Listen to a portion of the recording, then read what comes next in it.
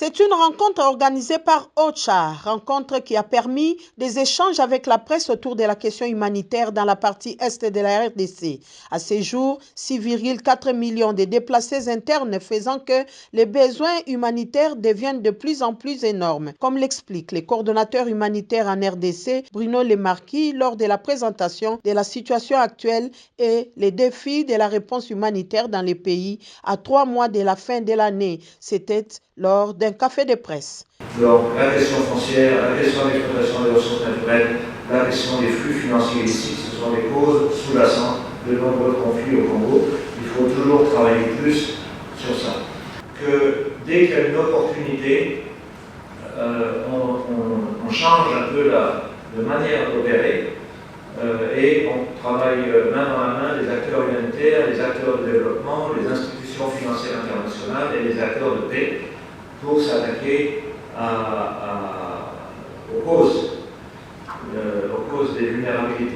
Les propos de Bruno Lemarquis étaient aussi renchéris par Carla Martinez, chef de bureau OCHA RDC, et par les deux représentants des ONG nationales et internationales. À noter que depuis l'appel au cessez-le-feu dans l'Est, bien que fragile, les différents intervenants ont reconnu la diminution des violences qui occasionnaient les déplacements, viols et tueries. À Goma, par exemple, il y a le retour de quelques déplacés dans leur lieu habituel.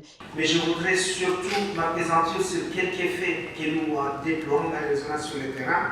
Parce qu'aujourd'hui, quand on parle de la protection des civils, selon le droit international et humanitaire, c'est tous ceux qui ne participent pas au Congo directement. Mais aussi la protection de ceux qui apportent de l'aide humanitaire. Et aujourd'hui, malheureusement, nous, en tant qu'humanitaires, que ce soit les ONG internationales, les ONG nationales, les humanitaires sont aujourd'hui touchés par des conflits qui sévissent dans notre zone d'action. Mais aujourd'hui, malgré tous ces défis, les ONG internationales continuent à apporter de l'assistance humanitaire aux populations déplacées parce que c'est une aide vitale. Il y a des millions de personnes qui ne dépendent que de l'aide humanitaire.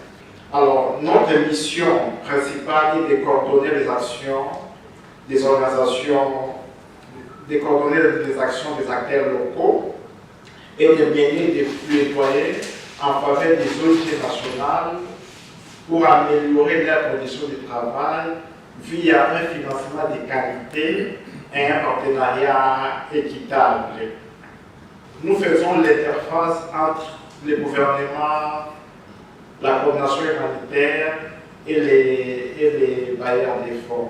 Les intervenants ont également signalé des violations constantes des droits humanitaires. Toutes ces situations affectent entre autres les secteurs de l'éducation, plusieurs écoles devenant occupées comme sites d'hébergement. Ajoutez à cela des contraintes entravant l'accès humanitaire, aussi la propagation des Mpox. Le secrétaire général du ministère des Affaires sociales a saisi cette opportunité pour présenter les efforts du gouvernement de la RDC en apportant son aide et qui multiplie des possibilités pour le retour de la paix dans ces coins du pays.